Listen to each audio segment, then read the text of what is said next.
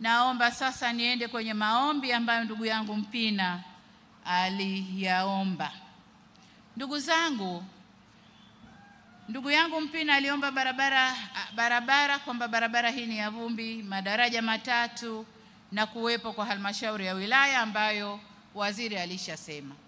Lakini uwepo wa halmashauri ya wilaya sehemu yoyote huanza na mchakato wa ndani.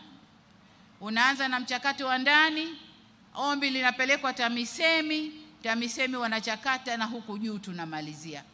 Lakini hatoki mtu kuomba juu kwa rais wakati ndani huko alikotoka mchakato haujaanza. Hilo halipo. Kwa hiyo kama alivyosema waziri, anzeni mchakato. Lakini jengine ameomba madaraja na barabara.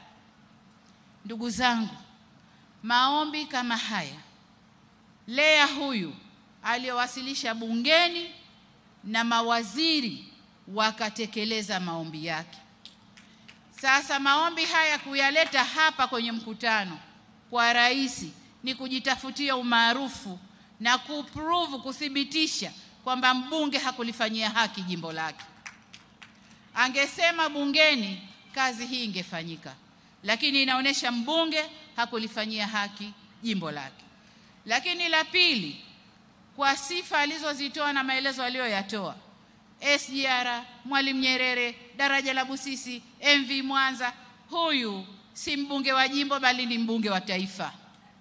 Kwa nadhani tunapokwenda huko muache nimchukue kwenye nafasi zangu 10. Mwenziwe Lea amesema kila kilichofanyika jimboni na amount ya fedha akitoa kichwani. Lakini mbunge wa Kisesa ni kurukaruka na kwamba Kisesa tunakudai. Lakini ukifata maandiko na rekodi za serikali, tumefanya mambo mengi sana Kisesa.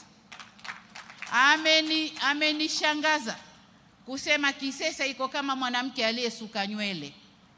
Ina maana amedharau jimbo lake. Angesema kumekatwa mabarabara, maendeleo yameonekana na hivi. Lakini ndugu zangu, nadhani mngekuwa serious kutuletea wabunge wa kukutoleni huduma kwenye majimbo yenu. Nadhani mngekuwa serious kwenye hilo. Kwa hiyo huyu ni mbunge wa taifa na sio mbunge wa jimbo, kwa sababu hakuongea chochote cha jimbo lake. Baada barabara za kusuka nywele ndicho alichoongea. Uvamizi wa tembo, hatua tumeanza kuzichukua, na mambo haya ni hatua kwa hatua. Kama tumeweza kujenga vituo 3, bila shaka kama tatizo bado ni kubwa, angemuona waziri wa maliasili na utalii akiwa bungeni na waziri angejua cha kufanya, na sio kuja kulalamika hapa mbele ya rais na kutaka umaarufu mbele ya wananchi, maarufu ambao kazi hazifanyi inavyopaswa.